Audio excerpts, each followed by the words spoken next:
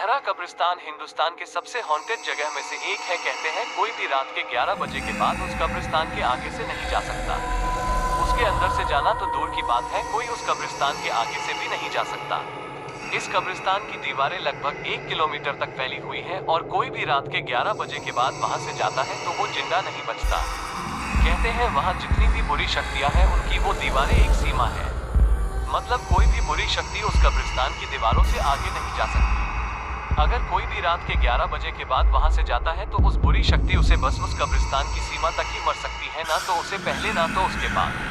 आज की जो ये कहानी है वो देहरा कब्रिस्तान के पास के ही गांव में रहने वाले मुकेश जी के साथ घटित घटना है। अब ये कहानी मैं उन्हीं के शब्दों में जारी रखूंगा। मेरा नाम मुकेश है, मैं टांगा चलाने वाला हूँ। टांगा एक प्रकार की गाड़ी जिसमें एक घोड़ा जोड़ा जाता है।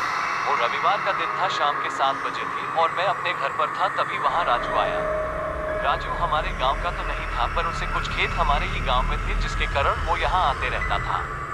राजू ने मेरे पास आकर कहे कि उसकी घास उसके खेत में कटी रखी है और उसकी घास को उसके घर तक छोड़ना था।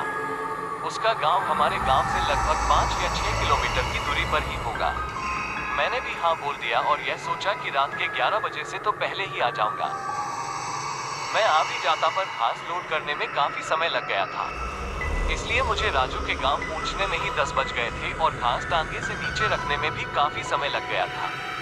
और इसलिए ही वजह से राजू मुझे बार बार अपने ही घर में रुकने को बोल रहा था, क्योंकि उसके गांव से हमारे गांव को बस एक रास्ता था जो उसी देहरा कब्रिस्तान के आगे से होकर जाता था। एक बार को तो मेरा दिल भी राजू की बात मान जाने को कर रहा था, पर मैं घर नहीं गया तो मेरे घर वाले परेशान हो जाते। ना मेरे पास कोई फोन था और ना ही मेरे घर वालों के पास।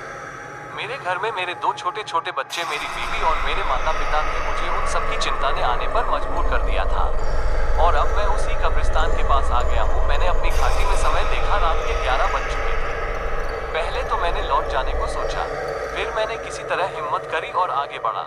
मैं अभी कुछ ही आगे गया था, तभी मुझे ऐसा लगा कोई मेरे टांगे पर आकर बैठ गया हो। मैंने एकदम से पीछे मुड़ कर देखा, पर वहाँ कोई नहीं था, पर मुझे अभी भी यह लग रहा था कि कोई मेरे पीछे बैठा हो।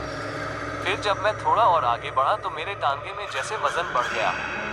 मैं जैसे जैसे आगे बढ़ रहा था टांगे में भी वजन बढ़ते जा रहा था। अब पीछे इतना वजन हो गया था कि मेरा टांगा आगे से थोड़ा थोड़ा उठने लगा था और मेरा घोड़ा भी अब लगड़ा लगड़ा कर चल रहा था। मैं अब समझ गया था कि वो इसमें आ गई है और अब शायद मैं ना बच पाऊंगा। फिर मुझे अपनी मम्मी की बात याद आई। उन्होंने मुझे बताया था कि यह भूत और आत्मा आग से थोड़ा डरते हैं। तभी मैंने अपने जेब में रखी बीड़ी निकाली और मैं बीड़ी पीने लगा। जैसे ही मेरी एक बीड़ी खत्म होती मैं दूसरी जला लेता। ऐसा करते करते मेरे पूरी बीड़ी खत्म हो गई। टांगे में इतना वजन हो गया था कि टांगा बहुत घिरे घिरे चल रहा था, इसलिए मैं अभी कब्रिस्तान को आधा भी पार नहीं कर पाया था। सर्दी का समय था, इसलिए मैंने काफी कपड़े पहने थे। जैसे ही मेरी बीड़ी खत्म हुई तो मैंने जो कंबल उठा हुआ था उसे उतारकर मैंने उसमें आग लगा दी और कंबल की आग खत्म होने ही वाली थी तभी मैंने अपना स्वेटर निकालकर जला दिया और स्वेटर की आग खत्म होती उससे पहले मैंने अपनी कमीज निकालकर जला दी। जान बचाने के लिए कुछ तो करना ही था, इसलिए मैं अपने शरीर में पहने सभी कपड़ों को जला रहा था।